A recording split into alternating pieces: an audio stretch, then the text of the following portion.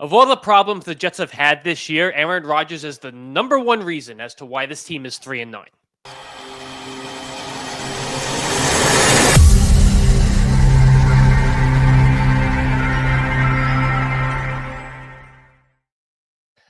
I hate to be making this video today because it is Aaron Rodgers' birthday, but to be completely honest, he is too old.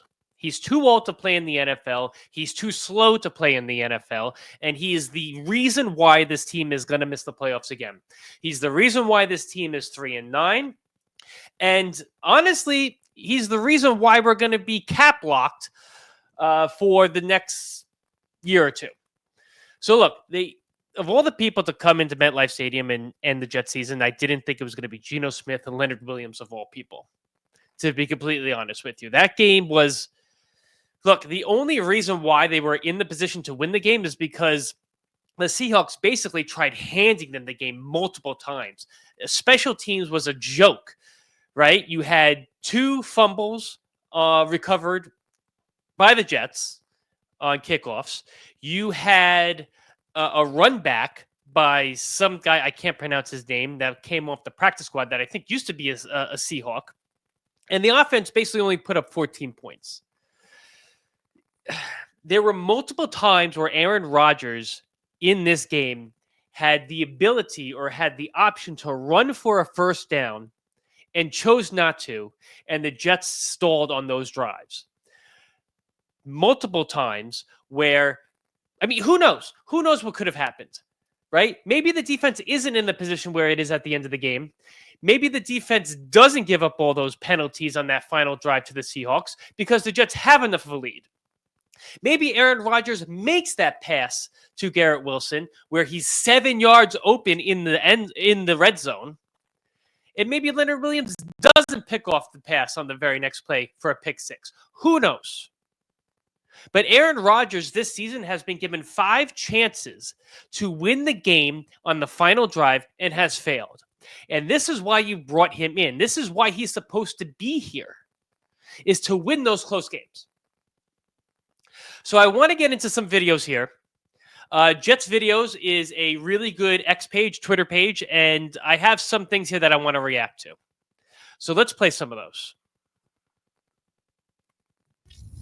Time now for Table Talk as we welcome in John Jastrzemski and Chris Lepresti. Good luck following that act, fellas. Everything is worse than it was before. I can't add anything to that, but CeeLo, do the Jets have an Aaron Rodgers problem? I think they've had an Aaron Rodgers problem for pretty much the duration of the season with very few exceptions, and those exceptions were against some bad football teams, if we're being quite honest with ourselves. And look, I understand Willie's perspective, his frustration. I think it's all fair and warranted, and I think it speaks for a lot of the fan base. So, I mean, look, if we go up and down the roster and we go through all these games, is it just Aaron Rodgers? Of course not. There have been issues on defense. The kicker early in the season cost them multiple games. There's been certainly questions about the way that the coaching staff handle things, whether it's Robert Saleh, Jeff Ulbrich, what they've done offensively, go moving away from Nathaniel Hackett as far as the play caller goes. Breece Hall having a down year. We go right on down the line, but it starts with the guy who, as Willie alluded to, is the future Hall of Famer, who was brought in here to be the savior and fix things and clean things up and actually put forth an offense that has a bit of a pulse. That has not been the case in most of these games. So it absolutely begins and ends, for the most part, the majority, with Aaron Rodgers and his performance this year. So yeah, there are a lot of things wrong with this team. We know that. But like he said, it starts and ends with Aaron Rodgers. He's supposed to be able to uplift the team. He's supposed to be able to overcome those deficiencies. That's why he was here.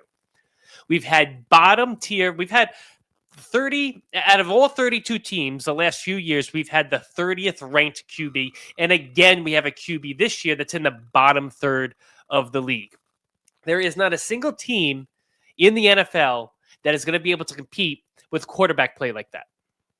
There just isn't.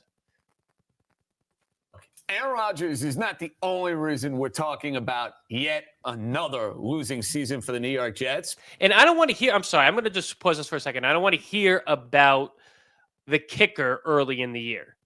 Again, if Aaron Rodgers plays better, there's more points on the board, and you're not hoping the kicker costs you a game, especially in the Broncos game.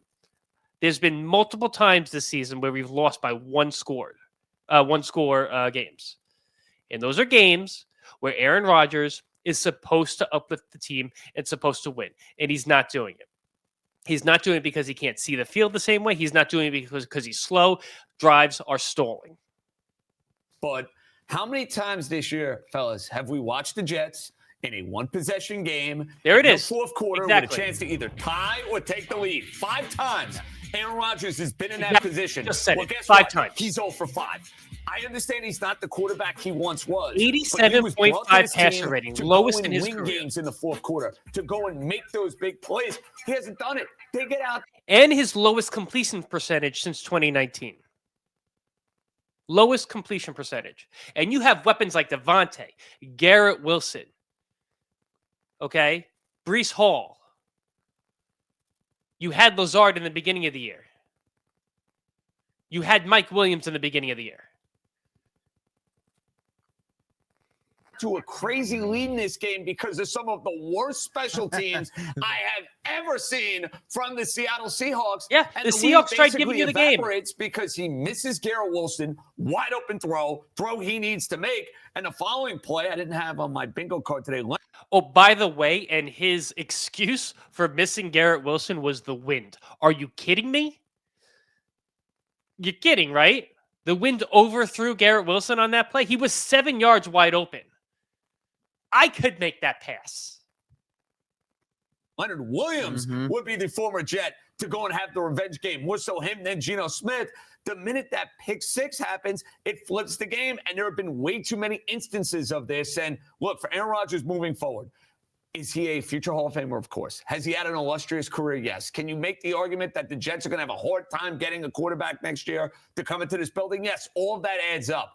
But this year, he has been a You just need a monumental bridge flop. quarterback There is next no year. getting You just around need this. No, you just need a no, warm nothing body. else you can get around also is that the quarterback. Jets been awfully undisciplined. You're not going to be competitive. You're going to be breaking Sunday, it down. including a few brutal ones in the fourth quarter. Robert Saleh isn't here to say it anymore, but JJ, the self-inflicted wounds keep killing gangrene. No, they sure do. And you think about 2 specific instances on 4th down. One, extending a drive when it looks like it's going to be a 4th and 8. Then all of a sudden it's 4th and manageable. Then the Solomon Thomas horse collar, and I know our esteemed producer Seth Edelstein didn't like the call. Tough, Seth. I'm sorry. It's not just the horse collar. It's the PI by Stiggers. It's the 12 men on the field. It's Will McDonald lining up in the neutral zone. Stupid, stupid, stupid penalties. But I still contend that if Aaron Rodgers hits Garrett Wilson, you go up 28-6, and maybe the defense isn't in that position. It's complimentary football. At least it's supposed to be. It's a horse collar by letter of the law. Solomon Thomas, you cannot do that. And offensive pass interferences, you ended up. It has been a calling card of what the team was with Robert Saleh and Sewell. It hasn't changed one bit under Jeff Ulbrich. You were waiting to see if this was going to be a more well put together, a more tight-knit organization. If anything, it's even more chaotic and dysfunctional. Yeah. Well, when you get rid of your head coach week 5 and you install the defensive coordinator as the head coach, and then you're surprised that the defense is playing worse. They're playing worse since Robert Saleh left. Now, Jeff Ulbrich, I feel bad for him. I do. This is well above his pay grade. He really doesn't have any answers. The culture that Joe Douglas and Robert Saleh put in that place is still there, and it stinks to high heaven. And Ulbrich after the game, well, we got to clean it up and get it figured out sooner rather than later. I mean, at this point, what does it matter? I mean, I understand he's got to say something in that spot. And for him, it's, probably a reflection on what he does next, wherever his career is going to take him. But let's be fair. You said Robert Saleh to Jeff Ulbrich.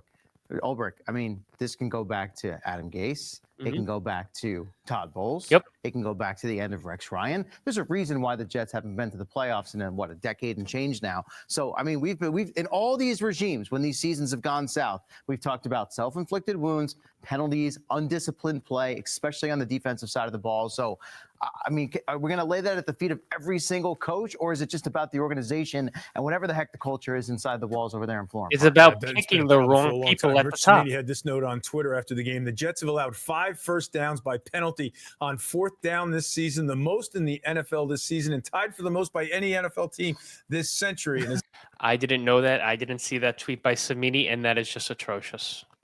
It really is. It really is.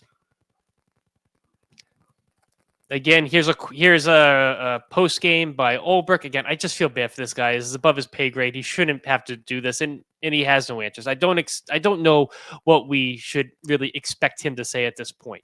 You know, why have you guys not been able to finish those games? We got to figure that out. We got to figure it out quickly because it's never on one person. It isn't. It's on the entire collective group, you know, from coaches to players to every single human being out there on offense. So we got to be better in those moments. Figure it out quickly. It doesn't matter anymore. You're 3-9. You've been eliminated from the playoffs. You have now, I think it's the 6th seed in the draft, 6th pick in the draft. Figure what out quickly. It doesn't matter. The season's over. We're just going to ride it out, and we're going to reset. Aaron Rodgers was asked about his future. This is all new to you, and I'm not saying it's you, but do you ever think about that? Maybe you won't be finishing the season on the field, that Jeff or somebody else might be saying, let's make a quarterback change? Yeah, I don't know. I mean, we'll figure it out when we have those conversations. But has that ever been a situation this is all? Yeah, again, why he's playing very poorly. He looks like he's 100 years old. I mean, why would he want his legacy to be this? He should honestly, if he doesn't want to be benched, maybe they come to some sort of agreement where he goes on IR for the rest of the season. And honestly, I don't even want to see Tyrod Taylor play because we know what Tyrod Taylor is. And he's not really the future of this organization. He could be the bridge quarterback next year. Hell, Aaron could be the bridge quarterback next year. It doesn't matter. At least Aaron Rodgers, maybe not so because of the money situation. But Tyrod's here for next year. He's signed for next year. So maybe he's the bridge quarterback next year. But I want to see, and you guys let me know in the comments, I want to see Adrian Martinez. I want to see what this guy has.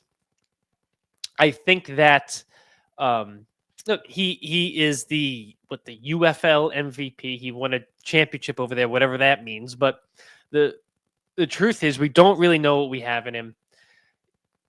It would be fun for the fans to watch him play, see what a mobile quarterback can actually do in this offense. If he loses fine. Our draft pick gets better, or at least stays the same. If he wins you some games, then maybe you have something and he can compete next year. I don't think it's the worst decision. You don't know what this guy can do when you have actual bullets flying at him. So go ahead, Aaron. Go on IR. We'll get rid of you. We'll cut you. Whatever it is, come to some sort of agreement. I don't think you want your legacy to be this season. But it's clear that he's not Tom Brady. He's not Peyton Manning. He's still a first ballot Hall of Famer, but he's not the player he used to be. Last one here was Willie Colon. Let's just listen to Willie Colon had to say. This was a quick one right after the game.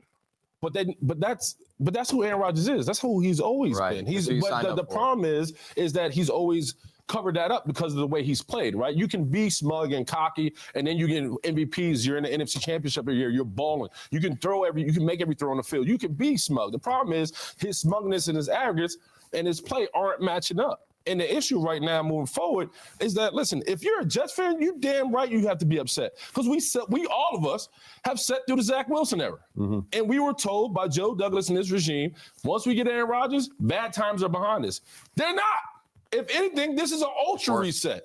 Right? So, yeah, if you're a Jets fan, you have to be damn pissed off at Aaron Rodgers because what Connor said, listen, if we give you the ball, the Aaron Rodgers in game-winning situations, this is Kobe. This should be 88 out the gate. This should be an easy dub for us. And our defense isn't horrible. They became horrible. They started to play bad because of the injuries and the lack of confidence in themselves, especially out of their star players. But if I'm a Jets fan, I'm pissed off at the fact that we fired our head coach, right? And we ended up 1-5 out of that. We got Devontae Adams, and we haven't seen him take over games like we see Justin Jefferson and other elite receivers take over games. I'm looking at a running back who started the season as a top 5 running back. You can't find him on offense. I'm looking at a quarterback who will be wearing a go jacket one day, right? And he's the worst in the NFL. So if you're a Jets fan, burn the whole damn thing up. Burn the whole building up. Nothing makes sense because you promised me after Achilles that we were going to be better. Everything's worse than it was. Yeah. Willie Colon says it perfectly. We are pissed off because we were told this team was a quarterback away. We told this team was this close. And the defense, yes, the defense could be better. I'm not absolving the defense at all. The defense absolutely could be playing better. But you have not scored 30 points yet this year in any game.